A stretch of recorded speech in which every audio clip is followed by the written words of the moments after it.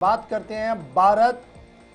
चीन ताल्लुकात के हवाले से और भारत रूस ताल्लुकात के हवाले से, क्योंकि टैरिफ के आने के बाद यानी अमरीकी टैरिफ लगने के बाद भारतीय हुकूमत ने भी अपने मौक़िफ़ को तब्दील करना शुरू कर दिया है। और ये एक खबर सामने आ रही है कि भारत हाई लेवल टॉक्स हो रहे हैं जी, इंडिया और चाइना के बीच में हाई लेवल टॉक्स हो रहे हैं। न सिर्फ इंडिया चाइना के बीच में हाई लेवल टॉक्स होंगे, बल्कि इंडिया चाइना और इंडिया रशिया के बीच में भी मुज़ाकराती अमल को आगे बढ़ाया जा रहा है। चाइना के फॉरेन मिनिस्टर वांग यी जो है 18 अगस्त को भारत के दौरे पर आ रहे हैं। बड़ी खबर कि चीन के फॉरेन मिनिस्टर जो है वांग यी वो 18 अगस्त को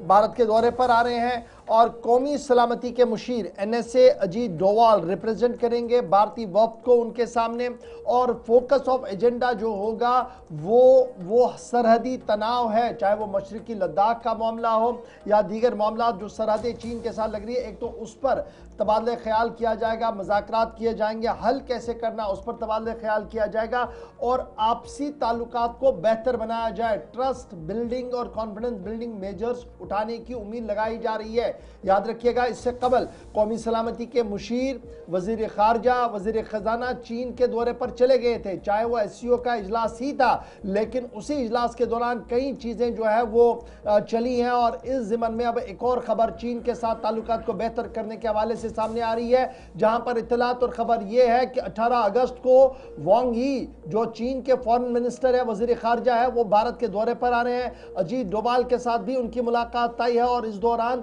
सरहदी तनाव से लेकर जो कॉन्फिडेंस बिल्डिंग मेजर्स हैं उस पर तबादले ख्याल किया जाएगा। याद रखिएगा, यहां पर वांग यी आएंगे यानी फॉरेन मिनिस्टर 18 तारीख को आएंगे, उसके फौरन बाद SCO का इजलास 31 अगस्त को, 18 तारीख को यहां पर वांग यी होंगे फॉरेन मिनिस्टर और 31 अगस्त को वजीर आज़म नरेंद्र मोदी चीन के अंदर मौजूद रहेंगे। तिजान के अंदर अहम तरीन इजलास शंघाई ताउन तंजीम SCO का होने जा रहा है और उम्मीद लगाई जा रही है कि 31 अगस्त को वजीर आज़म चीन के अंदर मौजूद रहेंगे। और पिछले 7 साल के दौरान यह पहला यानी 7 साल के टेन्योर के दौरान वजीर आज़म साहब का यह दौरा होगा, पहला दौरा चीन का। बड़ी खबर कि अगर अजीत डोभाल और वांग यी के बीच सूरत हाल बेहतर रही, मुज़ाकराती अमल और आगे बढ़ा, कॉन्फिडेंस बिल्डिंग और आगे बढ़ी, तो वज़ीर आज़म साहब का दौरा SCO समिट जो तिजान के अंदर होनी जा रही है, अगस्त 31 तारीख को होने जा रही है,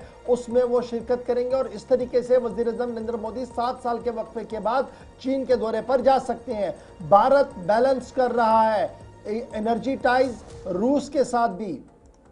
और मैनेज किया जा रहा है कि अमेरिका का जो ट्रेड प्रेशर है इसको किस तरीके से हल किया जाए। और यही वजह है कि डॉक्टर जयशंकर भी मॉस्को जाएंगे और इतलात और खबरों के मुताबिक जो गुलिस्तान न्यूज़ को हासिल हुई है उसके मुताबिक external affairs minister doctor Jaishankar Moscow के लिए जाएंगे अगले हफ्ते और वहां पर रूस के फॉरेन मिनिस्टर के साथ उनकी मुलाकात 21 अगस्त को होनी है। रूसी ज़रा ब्लॉग ने भी इस खबर की तस्दीक कर दी है, यानी 21 तारीख को फॉरेन मिनिस्टर डॉक्टर जयशंकर रूस के दौरे पर होंगे, 18 तारीख को वांग यी भारत के अंदर होंगे और अगर सब कुछ ठीक ठाक रहा तो 31 तारीख को